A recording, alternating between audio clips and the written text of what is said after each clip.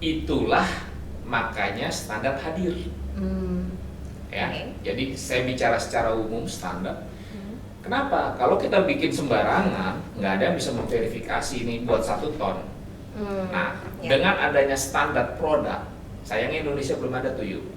Pas-pasnya belum ada SNI untuk synthetic sling. Wah, ini berarti PR-nya Pak Yosep ya. Iya. Oke. Nah, lanjut Pak. jadi standar itu, jadi dengan hadirnya standar artinya apa? Pembuat harus memenuhi kriteria minimum. Ya, syarat-syarat minimum yang ditetapkan, yang disepakati oleh standar. Oke. Contohnya nih ya, yuk ya, kira-kira kalau di standar Eropa ini 1 ton, kita mau bikin webbing sling 1 ton. Di situ diatur tuh mulai dari minimum lebar sampai maksimum lebar. Ya, cuman yang paling signifikan atau yang paling penting, standar mengatur begini. Pabrikan, kalau kamu mau bikin sling 1 ton, maka kamu harus pastikan kekuatannya pada saat ditarik sampai putus, dia harus melewati safety factor tertentu atau minimum breaking strength tertentu. Jadi kalau bahasa awamnya gini, saya terjemahkan. Pak, safety factor apa tuh Pak? Nah, jadi bahasa awamnya begini, biar sobat-sobat saya juga paham ya. Jadi kalau misalnya sling ini 1000 kilo 1 ton, kalau kita akan buat ini sesuai dengan standar Eropa, standar Eropa salah satunya ya, jadi ini salah satu yang harus dipenuhi adalah pabrikan, kalau kamu mau bikin sling 1 ton, kamu harus yakinkan waktu sling ini kamu tarik, dia nggak boleh putus di angka berapa kira-kira menurut Ayu?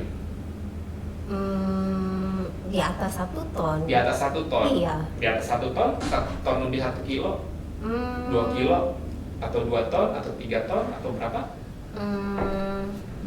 5 ton, atau 6 ton, atau 7 ton? Nah, itulah di situ hadirnya standar untuk menyamakan. Jadi yang menyusun standar ini sudah memperhitungkan, ya. Jadi ternyata gini, kenapa sampai hadir yang namanya kita sebut tadi safety factor tuh? Jadi gini. Waktu kita mengangkat sebuah objek menggunakan tali apa aja ya, nggak peduli mau tali rafia atau whatever talinya, itu secara fisika, secara hukum fisika, yang beban yang kita angkat ya, force atau ya force itu kalau bahasa Indonesia-nya apa ya? Kekuatan. Bukan. Apa sih? Kapas. Jadi lupa saya. Daya atau ya.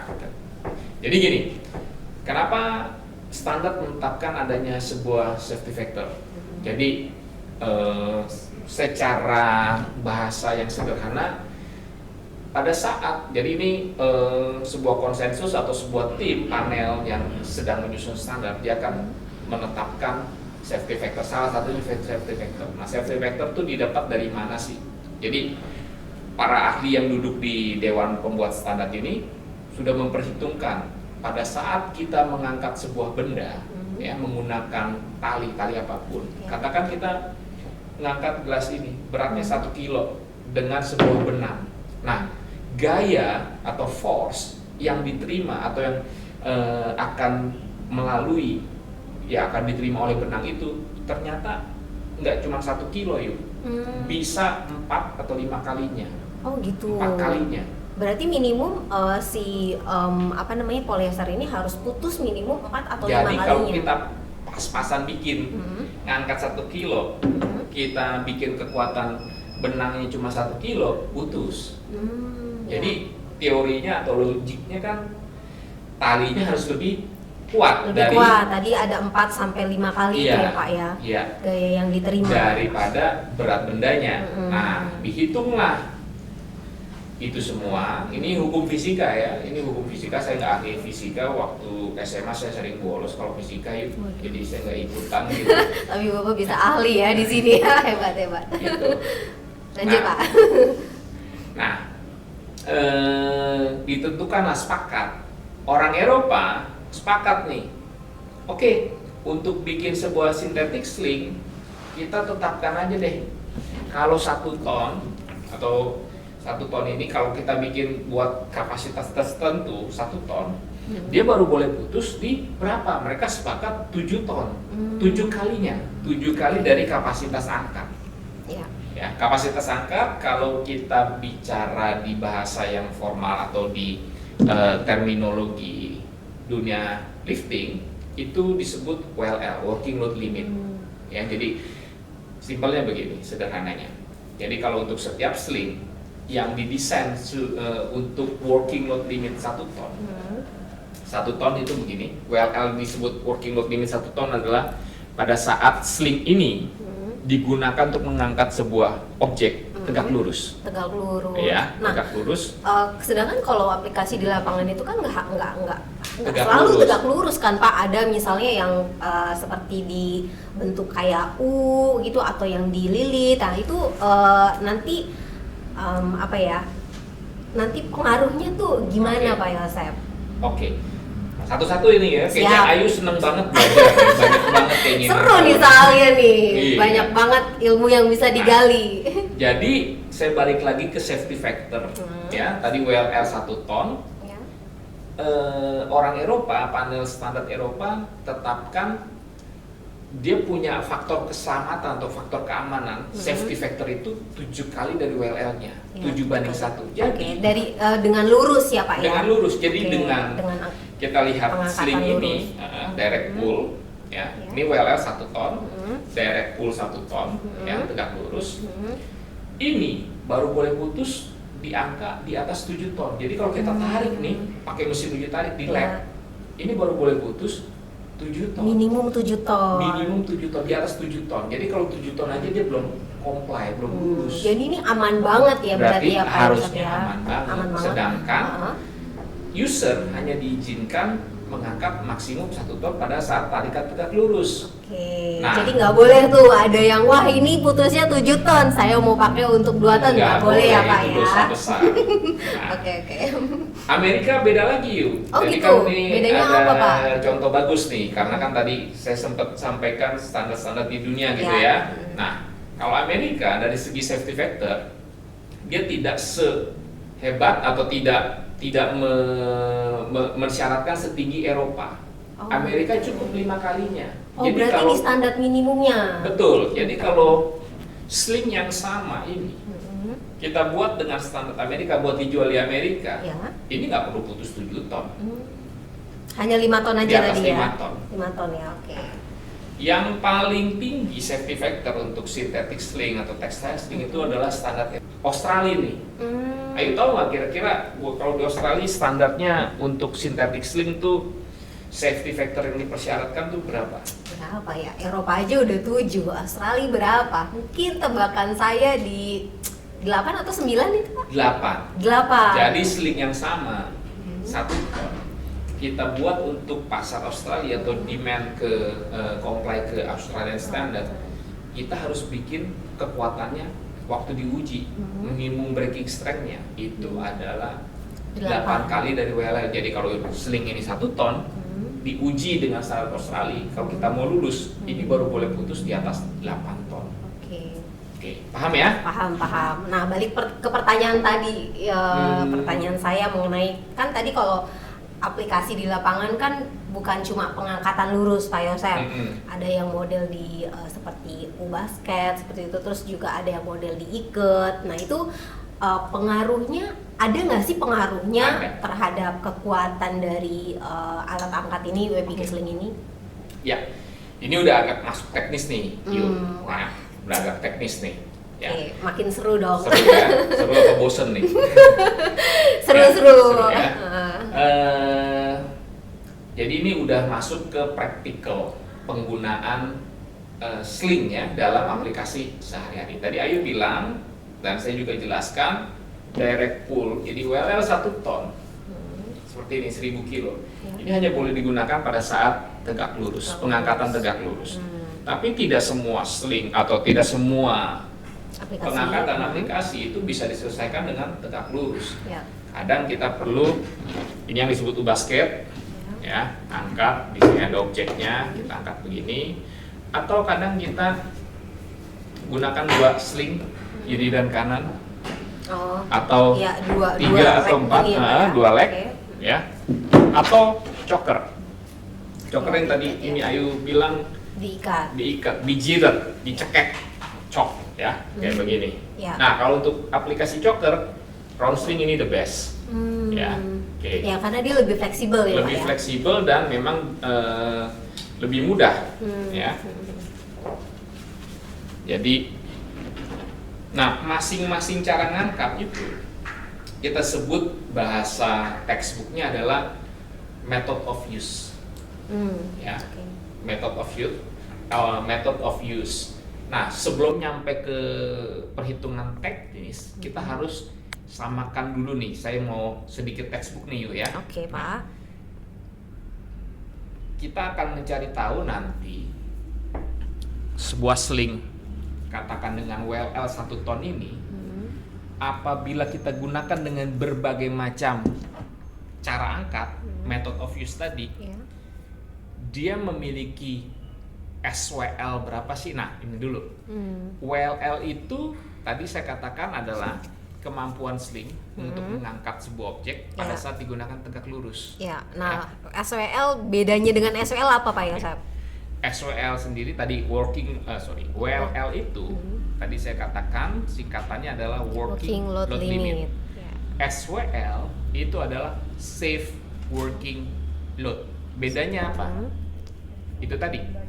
WLL adalah pada saat yaitu yang selalu tertera di barang, di produk. 1 ton ya 1 ton. Ya. Dan dia digunakan dengan cara ngangkatnya tegak lurus. Sedangkan SWL atau safe working load, kita di situ memperhatikan bagaimana cara penggunaan, bagaimana method of use dari sling itu akan dipakai. Nah, dari situ keluarlah perhitungan, nanti hasilnya adalah sebuah SWL. Artinya kalau misalnya kita mengangkat dengan tadi ada metode yang diikat atau basket itu kita menggunakan topsnya adalah SWL gitu, Pak ya. Nanti secara ya untuk memudahkan ya sebenarnya kalau di lapangan atau di dalam literatur salah satunya LEA, LEEA, Lifting Engineer Equipment Association, ya itu ada yang namanya Kopsul, LEA Kopsul. Kopsul itu bukannya kapsul obat ya, tapi Code of Practice of Safe Use of Lifting Equipment, Kopsul. Nah, di situ dijelaskan. Jadi kalau dalam literatur artikel terakhir itu udah tidak lagi dibedakan WLL dan SWL. Cuman saya dalam hal training itu saya selalu sampaikan supaya lebih clear, lebih tahu bedanya WLL di saat yang di barang sama WLL saat digunakan. Nah, jadi saya bedain antara WLL dan SWL. Kenapa? Jadi kalau definisinya, jadi gini, WLL itu adalah waktu kita ngangkat normal-normal aja nih, lurus-lurus aja. 1 ton ya, udah 1 tegak ton lurus gitu ya, direct pull. Tapi kan kita kadang begini tadi, basket atau di choker. Ya, apakah kekuatannya jadi turun atau bertambah gitu, Pak Yosep? Bisa berturun, jadi kalau dengan cara penggunaan itu bisa SWL-nya bisa berkurang atau lebih kecil daripada WLL, tapi pada metode-metode tertentu SWL itu bisa lebih besar daripada WLL. WLL-nya, oke. Contohnya, kalau kita mengangkat basket seperti ini, ya, ini disebut basket nih karena dia seperti huruf U, ya, U. Nah, kalau ini 1 ton, ya, pada saat kita mengangkat dengan metode basket begini, di sini ada barang, tapi syaratnya basketnya perfect ya, Yu ya. Oh, jadi nggak boleh ada sudut ya, Pak? Nggak boleh ada sudut begini. Ya. Kita menggunakan spreader bar di atas, nah, angkatnya seperti ini. 1 ton ini boleh diizinkan untuk mengangkat sampai 2 ton bebannya. Oh gitu? Iya, jadi double. Oke, iya. Ya, itu yang disebut dengan, jadi rumus SWL adalah SWL, ini kalau misalnya enak pakai nanti apa? Whiteboard gitu ya. Oh iya. SWL sama dengan M faktor atau method of use dikali WLL, itu rumusnya. Method of use dari ini, dari U-Basket adalah dua.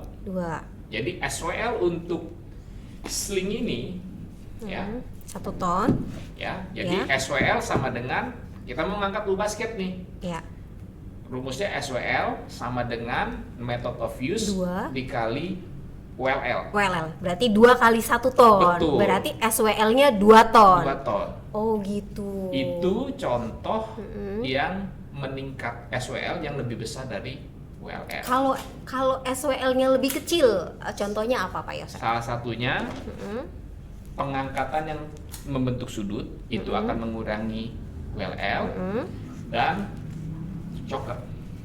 Nah, Oke. Kalau yang choker M faktornya berapa Pak Yosef? Oke. Tadi kan saya kasih contoh SWL yang akan mengurangi atau bukan mengurangi sih ya. SWL yang nanti hasilnya lebih kecil daripada WLL. Itu salah satunya adalah dengan metode choker ya. Metode choker ini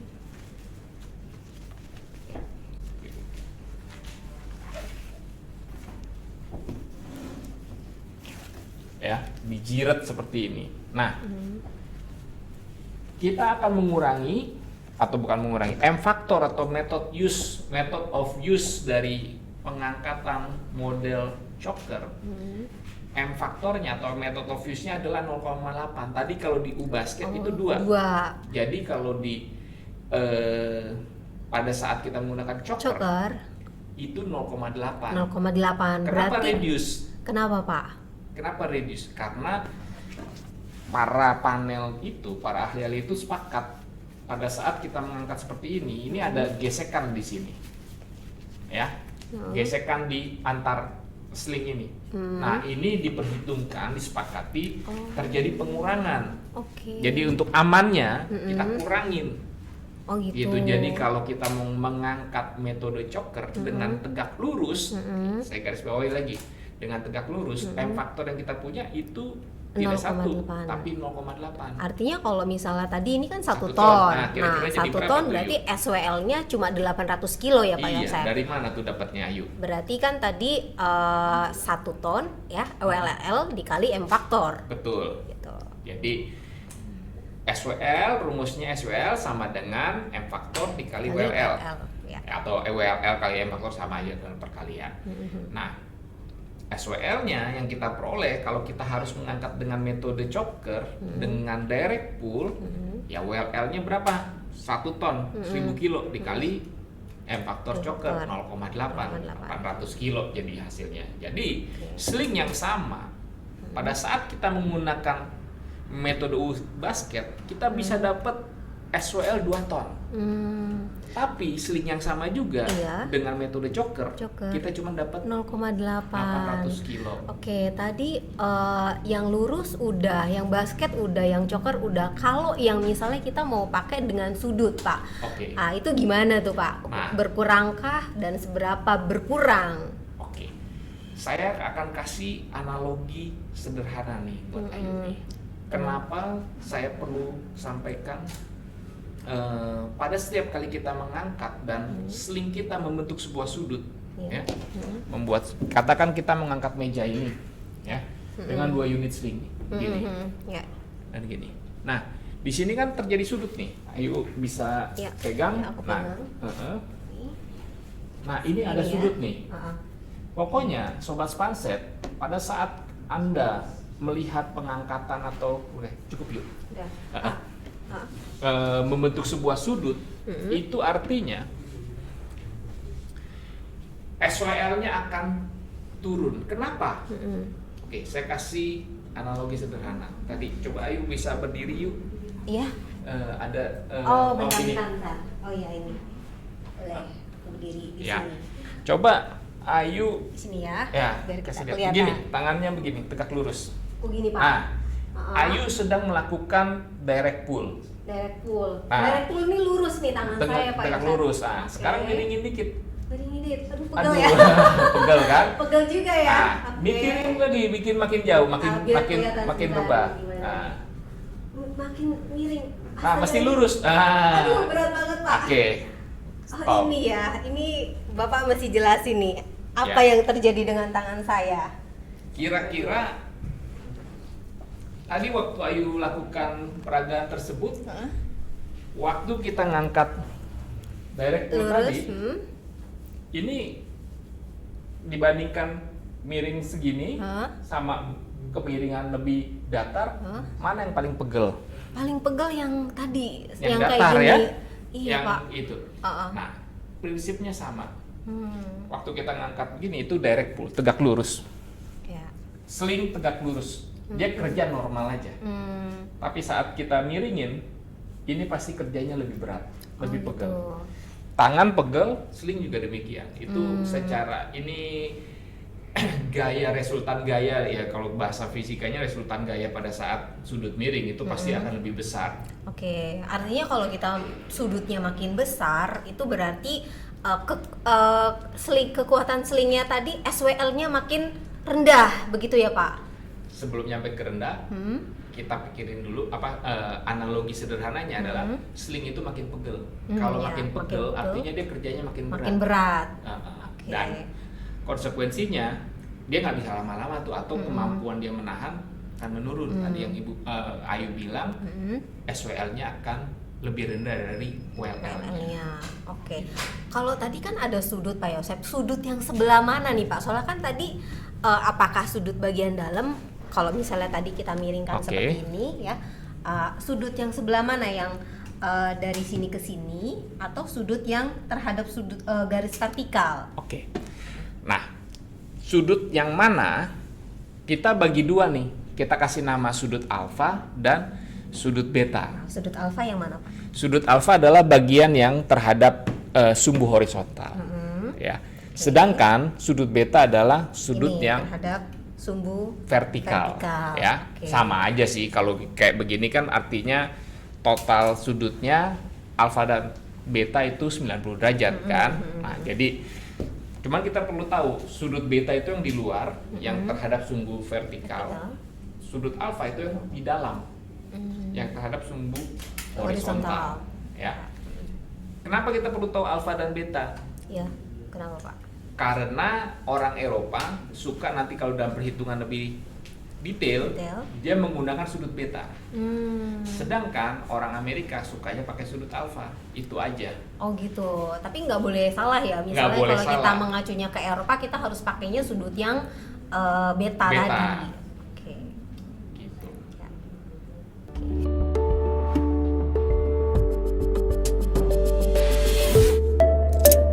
Spanset, Certified Safety.